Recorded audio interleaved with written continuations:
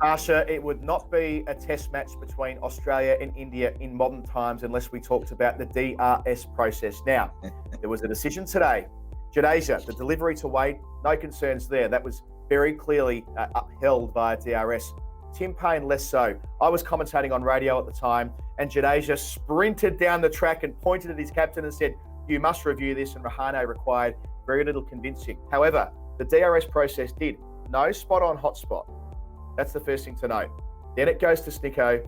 Snicko says there is a mark at the right time, and third umpire, Paul Wilson, has to give it out. That is the convention. Yes. But it caused a hell of a stink over here, Harsha. You'll have seen on social media, people are very, very cross that Paine was given out on the evidence of Snicko without a spot on the blade. So effectively what we would have ended up telling Snicko, which is the ICC approved DRS mechanism, is we like you, Snicko, but sometimes we don't. And so today we don't like you on Snicko because we didn't get something on hotspot.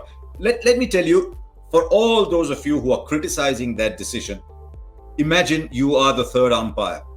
Now, hotspot is actually a very good tool, but like all great personalities, it's a little temperamental. And I've spoken to the person who devised hotspot as well, and he says sometimes there's a reason why you don't see it, because it's a heat spotting mechanism. So it picks up the friction. There's a little bit of heat generated, and there's the hotspot. But sometimes at certain times of the day, it's difficult to pick up hotspot, and that is why you tend to go to Snicko as your primary mechanism. Now the thing with Snicko is, if at that precise moment there is another sound generating action, then it's difficult to know what aspect has delivered that sound.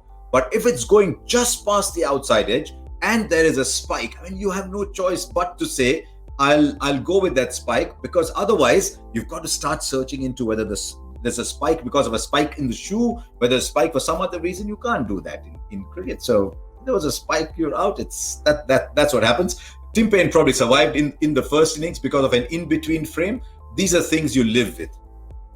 Yeah, I couldn't agree more. And I mean, just to kind of unpack it intellectually, what are we actually saying to the third umpire if we think that shouldn't be out? That they should disregard what they're seeing with the spike on the spike on Snicko? That, give the benefit of the doubt because his spikes might have ran across the turf at that time? I mean, the third umpire's job is to interpret and apply the technology in keeping with the playing conditions of the ICC. On that basis, he did exactly what he was meant to do to the letter of the law. Put aside parochial considerations. There's nothing else he could have done. I get that Paine doesn't think that he hit it. Hey, that'll happen. We saw Joe Burns get out. We haven't mentioned Joe Burns yet today, but Burns thought he didn't hit it either.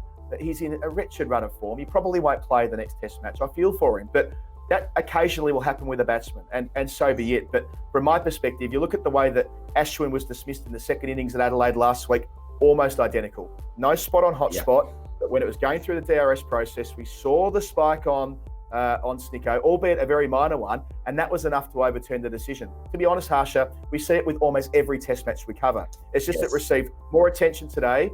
It's Australia against India at the MCG and the Australian captain. That creates more heat than otherwise would. I'll tell you, I've been a commentator of some in the eyes of some for longer than required, but I'll tell you one thing about being a commentator. You never have to have your judgment scrutinized.